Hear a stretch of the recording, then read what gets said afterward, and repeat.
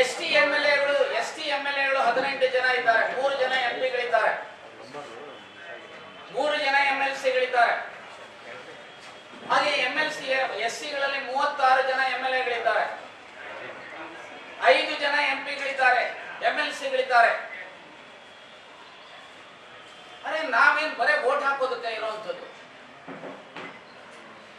ಸಂವಿಧಾನದಲ್ಲಿ ಡಾಕ್ಟರ್ ಅಂಬೇಡ್ಕರ್ ಅವರು ಸ್ಪಷ್ಟವಾಗಿ ಹೇಳಿದ್ದಾರೆ. ಆರ್ಟಿಕಲ್ 341, 342, 341 ಎಸ್ಸಿ, 342 ಎಸ್ಟಿ, 340 ಒಬಿಸಿಗೆ. ಹಾಗೆ ಆರ್ಟಿಕಲ್ 15 and 16 ನಲ್ಲಿ ಹೇಳ್ತಾರೆ, there shall be adequate representation to SC and ST both in education and service matters ಅಂತ ಹೇಳಿ. ನಾನು ಈ ಸಂದರ್ಭದಲ್ಲಿ ಇಷ್ಟೇ ಹೇಳ್ತೇನೆ, ಸನ್ಮಾನ್ಯ ಸಿದ್ದರಾಮಯ್ಯನವರು ನಿನ್ನೆ ಹೇಳಿದ್ದಾರೆ 9th ಶೆಡ್ಯೂಲ್ಗೆ ಸೇರಿಸೋದಕ್ಕೆ ಡೆಲಿಗೇಷನ್ ಅನ್ನ ತೆಗೆದುಕೊಂಡು ಹೋಗ್ತೀವಿ ಅಂತ ಹೇಳಿ. ಸನ್ಮಾನ್ಯ ಸೋಮಣ್ಣ ಅವರು ಮೊನ್ನೆ ಹೇಳಿದ್ದಾರೆ, ಕೇಂದ್ರದ ಮಂತ್ರಿಗಳು, ಸೊ ನಾವು 9th ಶೆಡ್ಯೂಲ್ಗೆ ಸೇರಿಸಲಿಕ್ಕೆ ಪ್ರಯತ್ನ ಮಾಡ್ತೇವೆ ಅಂತ ಹೇಳಿ. ನೋಡಿ ಮಿಸ್ಟರ್ ಸೋಮಣ್ಣ, ಮಿಸ್ಟರ್ ಸಿದ್ದರಾಮಯ್ಯನವರೇ, ಎಸ್ಪೆಷಲಿ ಸಿದ್ದರಾಮಯ್ಯನವರು ಸಾಮಾಜಿಕ ನ್ಯಾಯಕ್ಕೆ ಬದ್ಧ ಇರುವಂತಹ ನಾಯಕರು.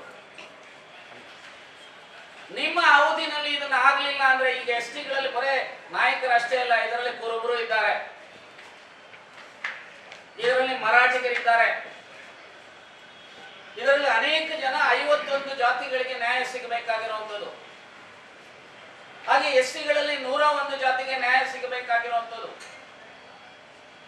ಹಾಗಾಗಿ ನಾನು ನಿಮ್ಮ ಮೂಲಕ ಒತ್ತಾಯ ಮಾಡಲಿಕ್ಕೆ ಬಯಸ್ತೇನೆ, ಮಿಸ್ಟರ್ ಸಿದ್ದರಾಮಯ್ಯ ಮತ್ತೆ ವಿರೋಧ ಪಕ್ಷ ಭಾರತೀಯ ಜನತಾ ಪಾರ್ಟಿ ಇರಬಹುದು ಮತ್ತು ಜೆಡಿಎಸ್ ಇರಬಹುದು, ನೀವು ಈ ಮೀಸಲಾತಿಯ ಪರವಾಗಿದ್ದೀರೋ ಇಲ್ಲವೋ ಅನ್ನೋದನ್ನ ಸ್ಪಷ್ಟಪಡಿಸಬೇಕು.